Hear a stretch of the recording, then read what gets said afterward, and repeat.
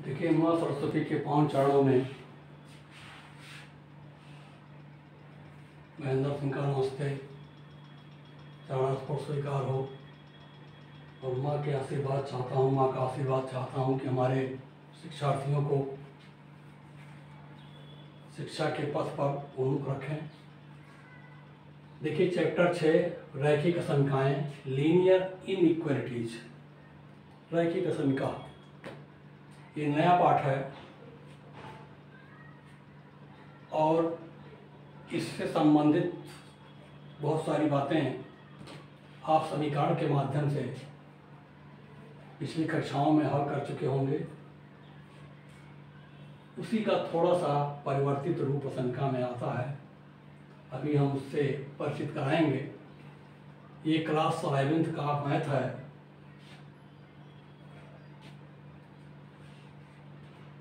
जो कक्षा 11 के किसी भी परिषद के छात्र पढ़ सकते हैं, चाहे वो NCERT के हों, चाहे ICSE बोर्ड के हों, चाहे UP बोर्ड के हों, चाहे CBSE बोर्ड के हों, सबके लिए ये जानना आवश्यक है। देखिए, समीकरण, दो चरों का समीकरण आप पढ़े होंगे जिसमें बराबर का चिन्ह प्रयोग किया जाता था, जिसे कहा जाए 3x + 2y = 13। यह एक समीकरण है। इसका आप आलेखन भी करते हैं, किए भी होंगे। दो चरों को हल करने के लिए दो समीकरणों का प्रयोग होता था। एक चर को हल करना था तो एक समीकरण का प्रयोग होता था। अब यहाँ इक्वलिटीज, जब इक्वलिटीज था तब वो समीकरण था। इनइक्वलिटीज हो जाएगा तो वह समीका हो जाएगी। क्या हो जाएगी? असमीका हो जाएगी। एक छोटा सा उदाहरण दे रहे हैं कि कैसे असमीका बन जाती है और कैसे वो समीकरण बन जाता है। रेशमा के पास ₹120 है, जिससे वह कुछ रजिस्टर पेन खरीदना चाहती है। प्रति रजिस्टर ₹40 और प्रति पेन ₹20 है। रेट क्या है? 40 और 20। रजिस्टर का 40, प्रति रजिस्टर, कलम का 20, पेन का 20। इस स्थिति में यदि वह X रजिस्टर और Y पेन खरीदती है तो उसके द्वारा खर्च की गई धनराशि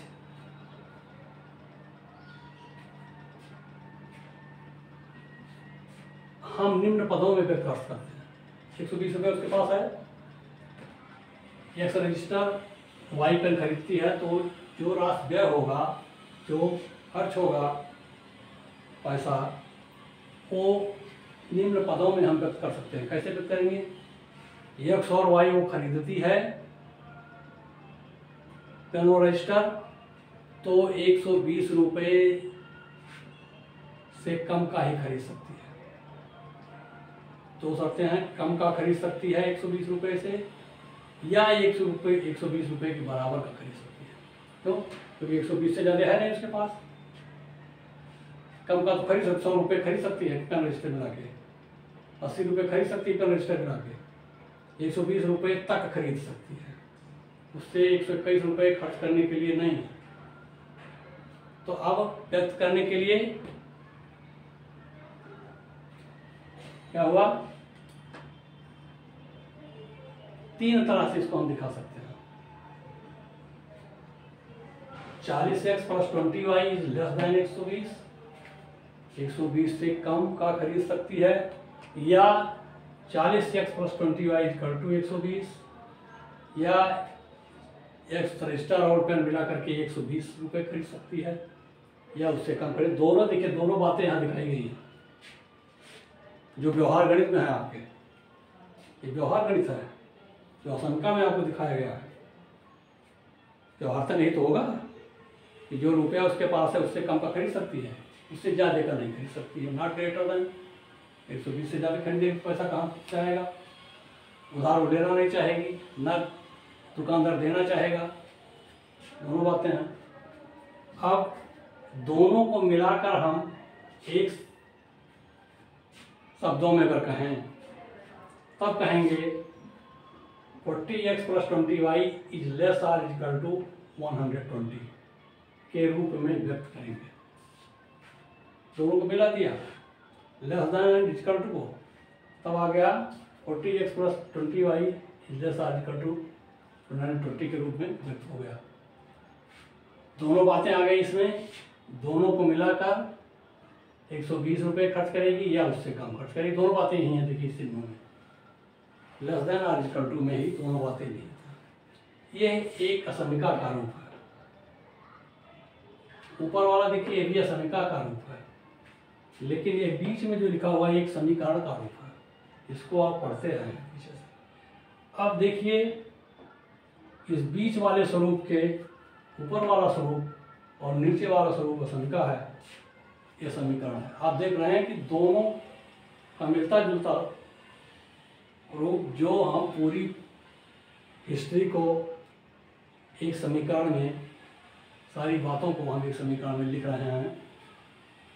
देखिए 40x plus 20y less than 120 पहला समीका है, 40x plus 20y less or equal to 120 दूसरी समीका है, 40x plus 20y equal to 120 ये एक समीकरण है। तो असमिका और समीकरण देख लीजिए ये है।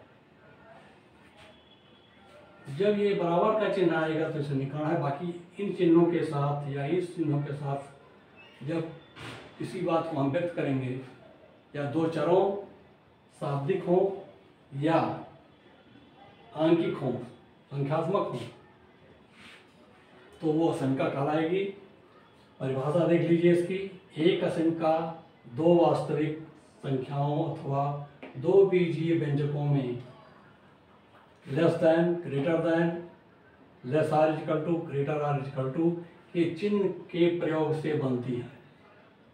देख लीजिए ये चिन्ह देख लीजिए, असमिका हो जाएगी, चिन्ह का ही प्रयोग होता है। जैसे 3 इज लेस देन 5 या 5 इज ग्रेटर देन 4, ये संख्यांक असमिका कहलाती हैं या आंकिक असमिका कहलाती है। संख्या क्या, आंकिक, संख्यांक कह सकते हैं, आंकिक कह सकते हैं, दोनों बातें हैं। दूसरा x is less than 5, y is greater than 3 या x is greater than y, ये शाब्दिक या चरांक असमिका कहलाते हैं। याद रखिए, संख्यांक असमिका और चरांक असमिका या शाब्दिक असमिका, इनका नाम याद रखिए। हो सकता है परीक्षा में कोई पूछ ले, तो नाम तो याद रखिए कि चरांक असमिका कौन है और संख्यांक असमिका कौन है, ये आप भेद उसका प्रकट कर सकें।